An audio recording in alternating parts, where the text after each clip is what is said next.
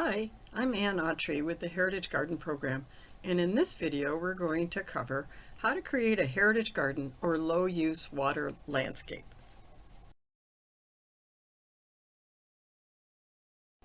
Heritage gardens are landscaped areas designed to honor the cultural and natural heritage of the Columbia River Basin while utilizing sustainable gardening practices.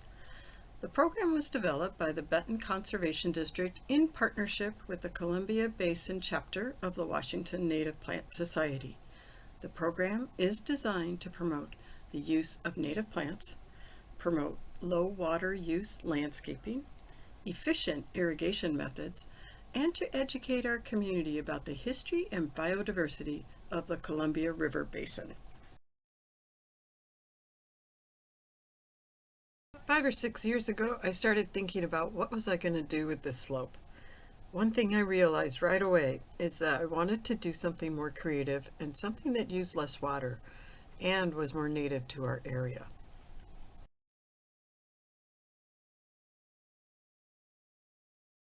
The Heritage Gardens provided on-site visits, free of course, and recommendations for preparing the garden area, plant selection, vendors, and irrigation guides with proper emitter sizes.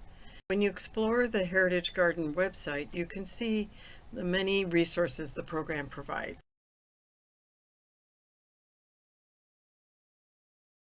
To install the garden first, I had to deal with the weeds, so I chose 2 other methods, and one was hand weeding, and a process called solarization, where I covered this whole slope in 2 or 3 layers of black plastic and baked it basically for the whole summer.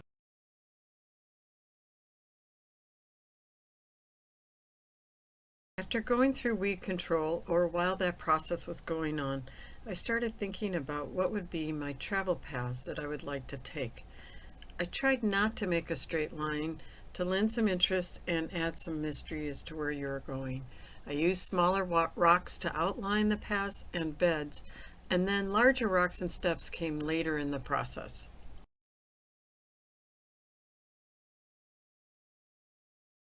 There is definitely a choice to be made in terms of whether you want a total xeriscape, meaning plants that can exist with less than 10 inches of water, meaning no irrigation, or whether you want to expand that list and include some that maybe need 10 to 15 inches or 15 to 20.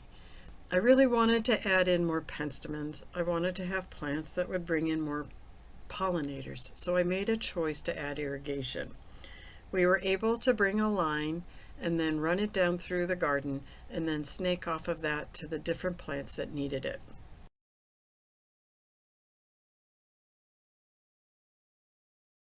The best time to plant native plants is in the fall, and we like to time it here in Southeast Washington just before we get our major precipitation of the year, which generally starts at the end of October or the beginning of November.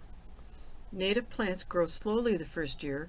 Usually by the 2nd or 3rd year, native plants reach maturity with lots of growth and flowers.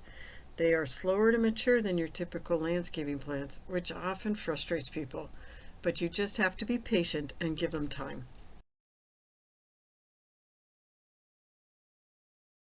I have learned with heritage gardening really stems back to knowing the plant and where the plant lives out in the wild. I realized I was not giving the plants the credit they deserved. Most lived in harsh conditions, rocky soils, full exposure to the hot sun, and little precipitation. My first plantings of purple sage, sagebrush, and antelope bitterbush all died because I watered them too much. If you are a homeowner or business owner in Benton, Franklin, Yakima, or Kittitas counties, and you would like more information on how you can create your own heritage garden, please contact us at www.hgcd.info. We would like to thank all of the sponsors for their support. Funding for heritage gardens in Yakima and Kittitas counties is provided by a grant from the municipal subgroup of the Yakima Basin Integrated Plan through the Washington State Department of Ecology. And until next time, we will see you in the garden.